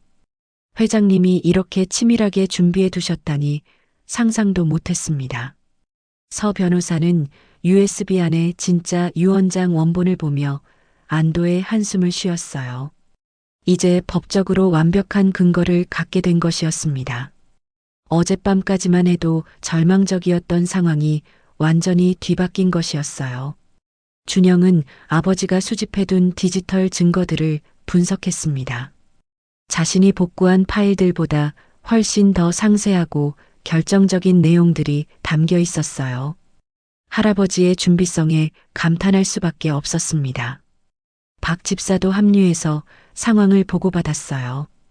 어젯밤 유언장을 빼앗겼을 때의 절망감이 완전히 사라졌습니다. 오히려 민석을 속일 수 있는 완벽한 기회가 된 것이었어요. 이제 민석은 자신이 모든 걸 장악했다고 생각할 거예요. 서 변호사가 말했어요. 가짜 유언장을 손에 넣었으니 더 이상 걱정할 것이 없다고 여기고 있을 것이라는 분석이었습니다. 그 자만심이 오히려 독이 될 거라고 했어요. 지혜는 작전을 정리했습니다. 오늘 오후 민석이 회장 취임식을 강행할 예정이라는 정보를 입수했어요. 바로 그 순간을 노려서 모든 진실을 폭로할 계획이었습니다. 준영은 프레젠테이션 자료를 준비했어요. 민석의 범죄 증거들을 임원들과 언론에게 공개할 수 있도록 정리한 것이었습니다. 할아버지가 남겨주신 자료와 자신이 복구한 데이터를 완벽하게 결합했어요. 오전 11시 지혜는 민석에게 전화를 걸었습니다. 평소보다 훨씬 차분하고 냉정한 목소리였어요. 민석은 지혜가 미국에서 돌아온 것도 모르고 있었습니다. 여보, 어디야? 아버님 장례식 준비 때문에 바빠서 연락도 못했네. 민석의 목소리는 가식적으로 슬퍼하는 듯 했어요.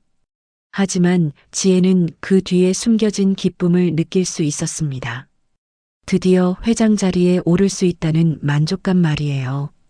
지혜는 잠시 침묵한 후 차가운 목소리로 말했어요. 오늘이 당신 인생의 마지막 날이 될 거요. 민석이 당황한 목소리로 무슨 말이냐고 물어봤어요. 하지만 지혜는 더 이상 설명하지 않았습니다. 오후에 회사에서 직접 보여주겠다고 말하고 전화를 끊었어요. 민석은 지혜의 이상한 말투에 약간의 불안감을 느꼈지만 곧 무시했습니다. 이미 모든 증거를 인멸했고 유언장까지 확보한 상황에서 지혜가 무엇을 할 수 있겠냐고 생각했어요. 지혜는 전화를 끊고 거울을 보았습니다.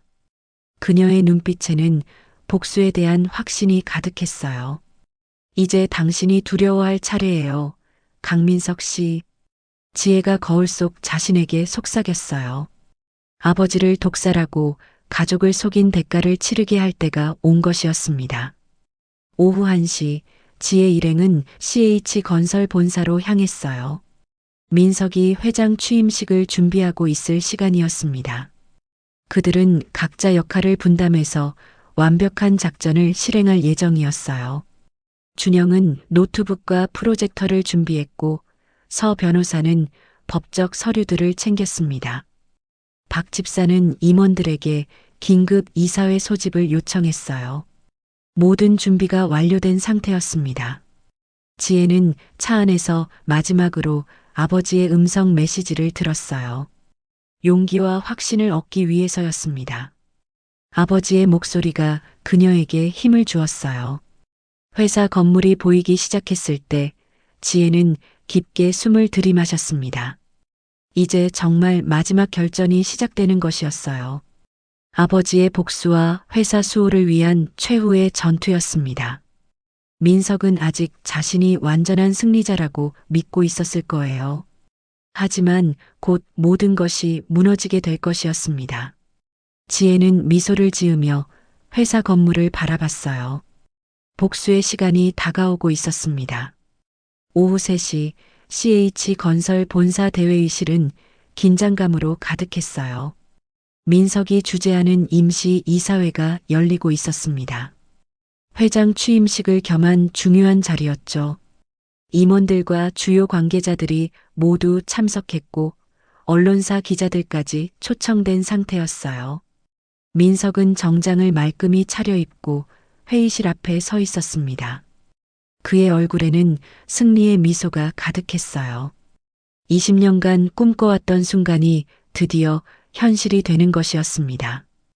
윤 비서도 옆에서 흐뭇한 표정으로 바라보고 있었어요. 회의실 뒤편에는 박 집사가 조용히 앉아 있었습니다. 겉으로는 체념한 듯 보였지만 실제로는 곧 벌어질 일을 기대하고 있었어요. 어젯밤 유 원장을 빼앗겼을 때의 절망감은 이미 사라진 지 오래였습니다. 민석이 마이크 앞에 서서 말을 시작했어요. 먼저 최 회장의 갑작스러운 서거에 대해 애도의 뜻을 표했습니다. 그리고 회사의 안정적인 운영을 위해 자신이 회장직을 승계하겠다고 선언했어요. 임원들은 대부분 민석의 발표를 당연하게 받아들이는 분위기였어요. 지혜와 준영이 모두 부재한 상황에서 민석이 회사를 이끄는 것이 자연스러워 보였습니다. 일부는 박수까지 치며 환영의 뜻을 표했어요. 민석은 점점 더 자신감을 얻었습니다. 아무도 자신의 계획을 의심하지 않는 것 같았어요. 유 원장도 확보했고 모든 증거도 인멸했으니 이제 정말 안전하다고 생각했습니다. 그럼 이제 정식으로 회장 취임 선서를 하겠습니다. 민석이 엄숙한 목소리로 말했어요. 그 순간 회의실 문이 열리며 지혜가 당당하게 들어왔습니다.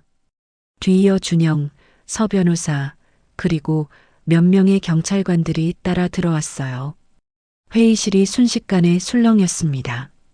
임원들은 갑작스러운 상황에 당황했고 민석의 얼굴은 하얗게 질렸어요. 분명 지혜는 미국에 있어야 했는데 왜 여기에 나타난 걸까요? 지혜는 침착하게 앞으로 걸어나갔어요. 그녀의 모습은 평소와 완전히 달랐습니다. 강인하고 카리스마 넘치는 진정한 기업 경영자의 모습이었어요. 3년간의 간병으로 지쳐 보였던 모습은 찾아볼 수 없었습니다. 잠깐만요. 취임식을 시작하기 전에 보여드릴 것이 있습니다. 지혜가 차분하지만 단호한 목소리로 말했어요. 민석은 당황한 기색을 감추려 했지만 이미 손이 떨리고 있었습니다. 뭔가 잘못되었다는 직감이 들었어요. 준영이 노트북을 연결하고 프로젝터를 준비했습니다. 그의 움직임은 빠르고 정확했어요.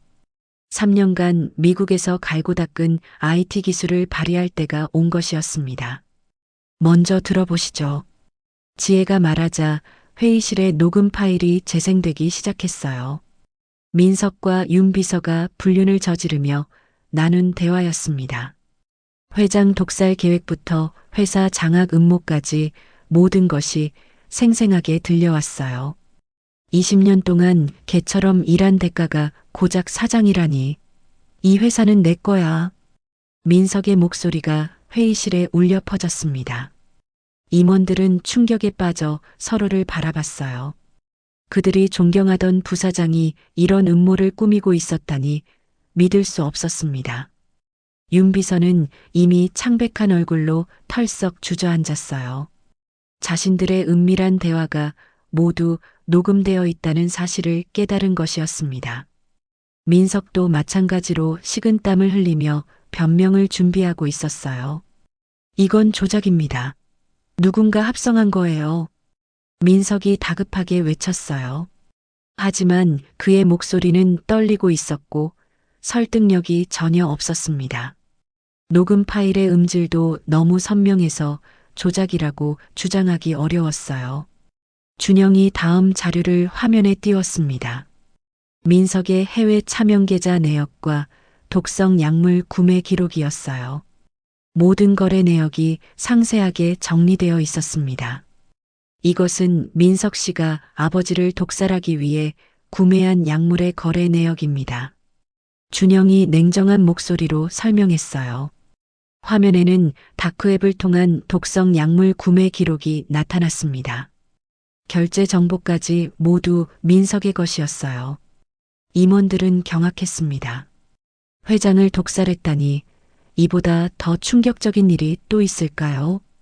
몇몇은 자리에서 일어나 민석을 비난하기 시작했어요. 민석은 점점 더 궁지에 몰렸습니다. 변명할 여지가 전혀 없는 완벽한 증거들이 계속 나오고 있었어요. 그는 윤 비서를 바라보며 도움을 요청했지만 그녀도 이미 체념한 상태였습니다. 마지막으로 최 회장의 유언 영상이 재생되었습니다. 병상에 누워 계시지만 또렷한 목소리로 말씀하시는 아버지의 모습이었어요. 민석의 배신을 예상하고 모든 증거를 수집해뒀다. 지혜가 이 회사의 진정한 후계자다. 회장의 음성이 회의실을 가득 메웠습니다. 임원들은 모두 숙연해졌어요. 회장님이 이미 모든 것을 알고 계셨다는 사실에 경외감을 느꼈습니다. 민석의 다리에서 힘이 빠졌어요. 그는 바닥에 주저앉으며 절규했습니다. 이건 조작이야. 조작이라고. 하지만 아무도 그의 말을 믿지 않았어요. 너무나 완벽하고 구체적인 증거들 앞에서 그의 변명은 공허하게 들릴 뿐이었습니다. 경찰관들이 민석과 윤 비서에게 다가갔어요. 수갑을 채우며 살인과 횡령 혐의로 긴급 체포한다고 선언했습니다. 민석의 눈빛은 공포로 가득 찼어요. 안 돼. 이건 음모야. 음모라고. 민석이 마지막까지 발악했지만 소용없었어요. 경찰은 그를 강제로 끌고 나갔습니다. 윤 비서도 마찬가지로 체포되어 끌려갔어요. 회의실에는 정적이 흘렸습니다. 모든 임원들이 충격에서 헤어나지 못하고 있었어요.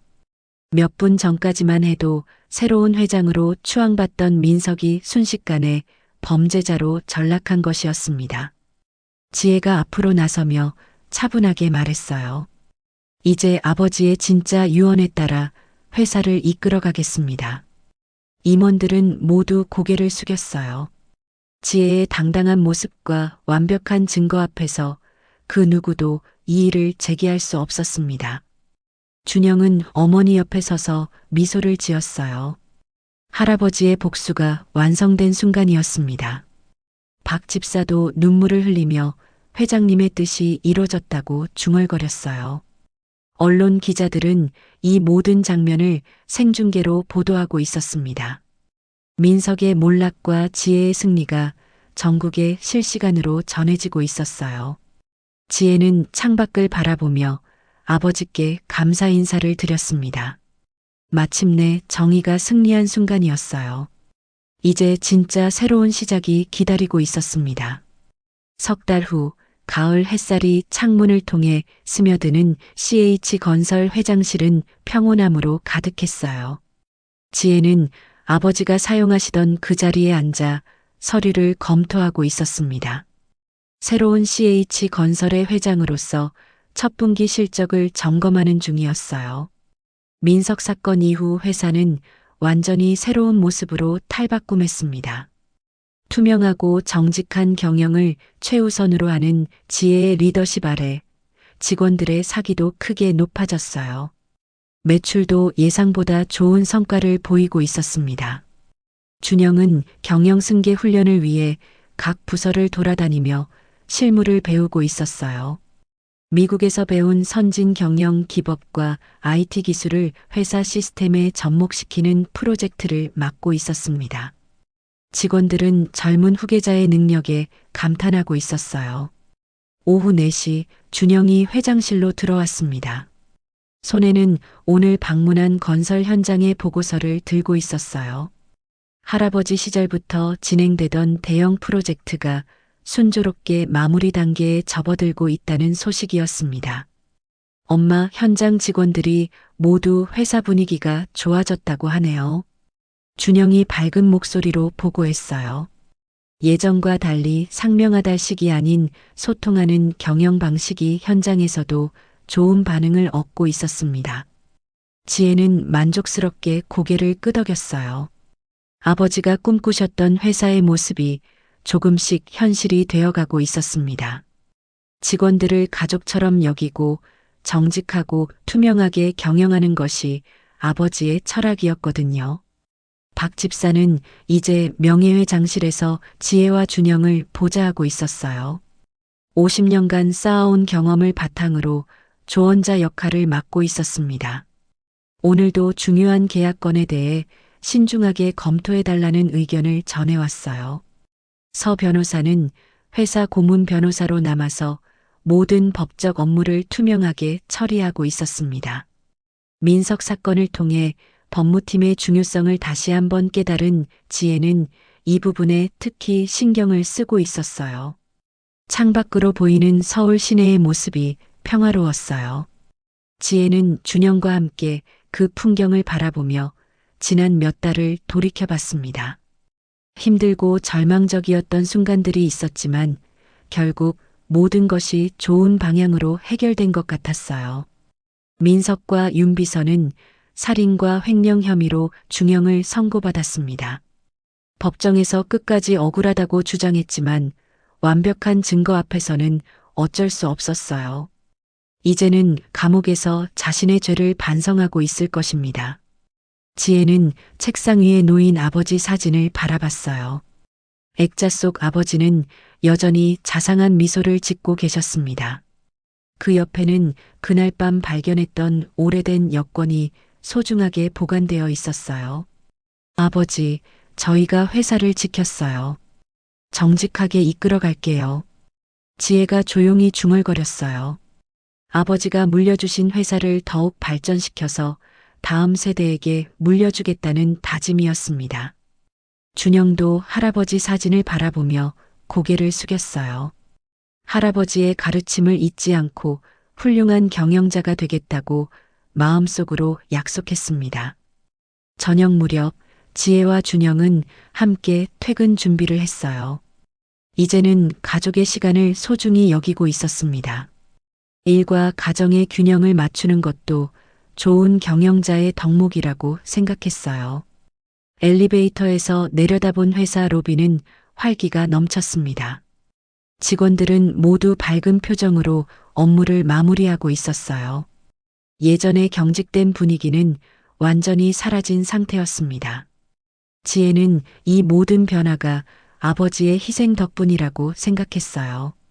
아버지가 마지막까지 준비해 주신 완벽한 계획이 있었기에 가능한 일이었습니다. 그 은혜를 평생 잊지 않을 것이었어요. 회사를 나서며 지혜는 하늘을 올려다봤어요. 가을 저녁 하늘이 아름다웠습니다. 아버지가 저 하늘 어딘가에서 지켜보고 계실 거라는 생각에 마음이 따뜻해졌어요. 이제 진짜 평화로운 일상이 시작된 것 같았습니다. 1년 후 봄 지혜는 준영과 함께 아버지가 가장 사랑하셨던 회장실 창가에 서 있었어요. 창밖으로는 한강이 유유히 흘러가고 있었고 벚꽃이 만개한 강변공원이 아름답게 펼쳐져 있었습니다. 새로운 계절이 시작되는 순간이었어요. 준영은 이제 완전히 성숙한 경영자의 모습을 갖추고 있었습니다. 1년간의 실무 경험을 통해 회사의 모든 부서를 섭렵했고 직원들로부터도 인정받는 차세대 리더가 되어 있었어요. 할아버지와 어머니를 닮은 카리스마와 동시에 젊은 세대만의 혁신적 사고를 겸비하고 있었습니다. 지혜는 아들의 든든한 모습을 바라보며 뿌듯함을 느꼈어요. 그 끔찍했던 사건들이 오히려 가족을 더욱 단단하게 만들어준 것 같았습니다. 시련을 통해 서로의 소중함을 깨달았고 진정한 가족의 의미를 알게 되었어요. 창가에 놓인 작은 선반 위에는 아버지의 오래된 여권이 소중하게 보관되어 있었습니다. 그 낡은 여권은 이제 지혜에게 가장 소중한 보물이 되었어요. 아버지의 사랑과 지혜가 담긴 특별한 유산이었습니다. 지혜는 여권을 조심스럽게 집어들며 그날 밤을 떠올렸어요. 절망의 나락에서 희망의 빛을 발견했던 그 순간이 생생하게 기억났습니다. 아버지가 마지막까지 딸을 믿어주셨기에 가능한 기적이었어요. 준영이 어머니 옆으로 다가와 함께 여권을 바라봤습니다. 그 작은 여권 안에 숨겨져 있던 USB가 그들의 인생을 완전히 바꿔놓았다는 것이 아직도 믿기지 않았어요. 엄마, 정말 신기해요. 할아버지가 이 모든 걸 예상하고 계셨다니. 준영이 감탄하며 말했어요. 할아버지의 치밀함과 딸에 대한 무한한 신뢰에 새삼 경외감을 느꼈습니다. 지혜는 아들을 바라보며 미소를 지었어요.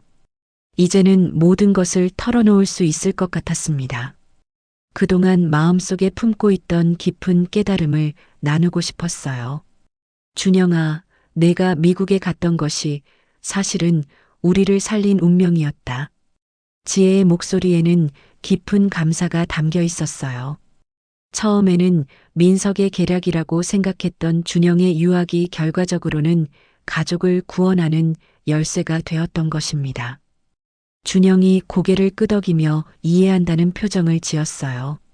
만약 자신이 한국에 있었다면 민석의 감시 때문에 자유롭게 움직이기 어려웠을 것입니다. 미국에서 쌓은 IT 실력도 결정적인 역할을 했고요. 지혜는 창밖 풍경을 바라보며 지난 1년을 돌이켜봤어요. 회사는 전례 없는 성장을 이뤘고 직원들의 만족도도 크게 높아졌습니다. 투명하고 정직한 경영 철학이 시장에서도 좋은 평가를 받고 있었어요. 더 중요한 것은 가족의 유대가 더욱 깊어진 것이었습니다. 준영과의 관계도 예전보다 훨씬 가까워졌고 서로를 더욱 신뢰하게 되었어요.